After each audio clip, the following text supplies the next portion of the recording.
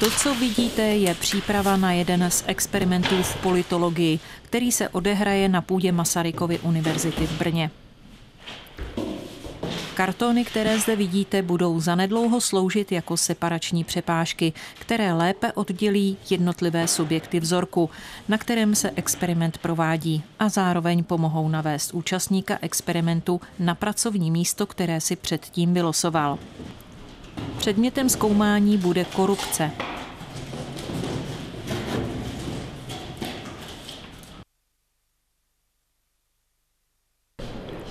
Experiment podstupují účastníci na základě podepsané dohody.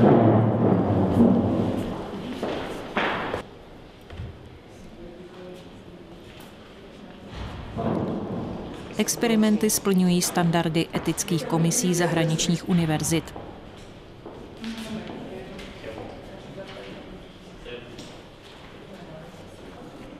Většina testovaných dobrovolníků se rekrutuje z řad vysokoškolských studentů.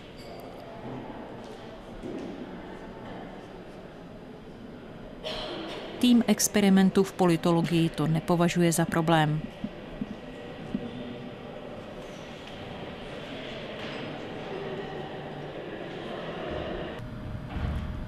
Zkoumané subjekty vcházejí v průběhu experimentu do vzájemné interakce pouze pomocí počítače.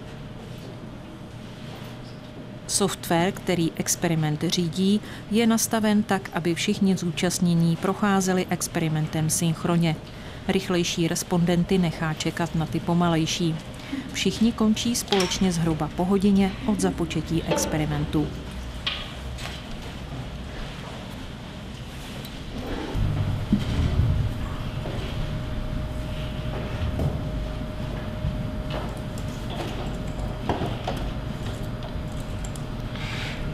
V předešlém výzkumu Centra pro experiment v politologii se zkoumal například vliv stereotypů na chování voličů. Jako obrazový materiál předložený respondentům sloužily fotky mužů ve středních letech zakoupené z fotobanky.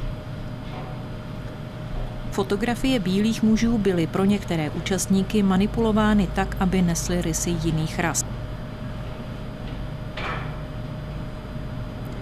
Běloch obarvený na černo, na hnědo, se šikmýma očima.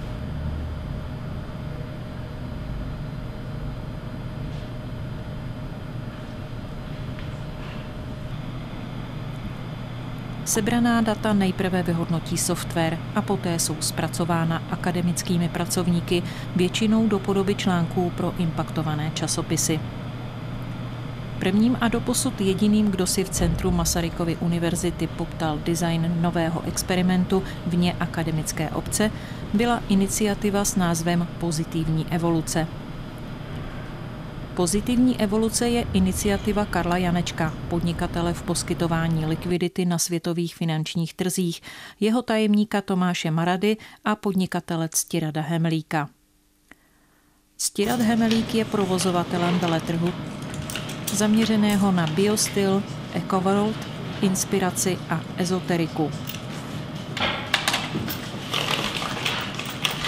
Pozitivní evoluce se v současnosti snaží prosadit nový volební systém, který má dle slov Karla Janečka zachovat rovnost voličských hlasů a zároveň dát větší volební váhu informovaným voličům.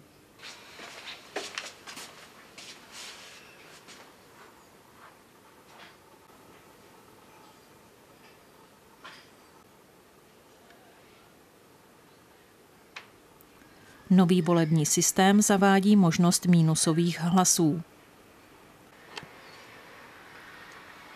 Mínusový hlas tak podle Janečka přináší silný tlak, očišťuje politickou scénu od zlojedů.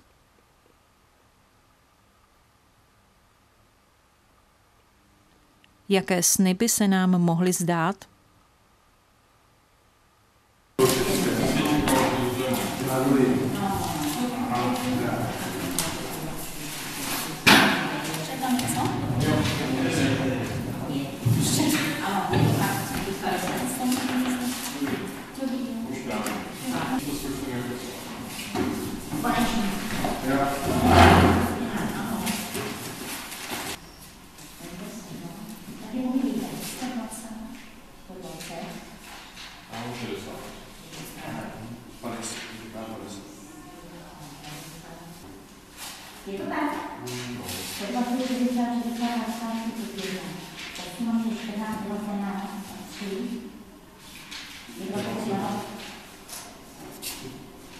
No tak to nesedí, že jo?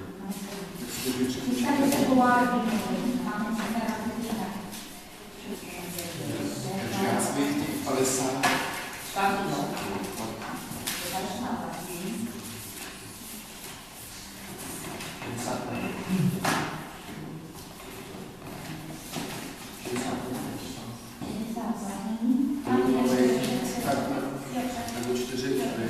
V čem je prosím problém? Ale číslo může být menší, někdo to tam třeba nehodí.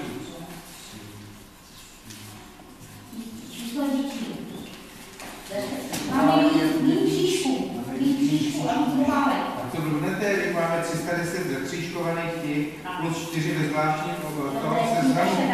Takže celkově máme vydaných 314 obálek. Tak nikdo neodevzdá, je toho neprokrytý. Ježišmane, vy jste mi vyděsili. No, mělo by to asi. To se mi ještě nestalo. Ne, buď to sedí, nebo to je menší. Protože některý lidi to, teď tam ještě můžou být prostě dopisy a to je neplatný, že? Takže to se vyřadí, bude to to. Takový počet voličů, to je celkově seznam. Plus 4 zvláštní, takže to je základ.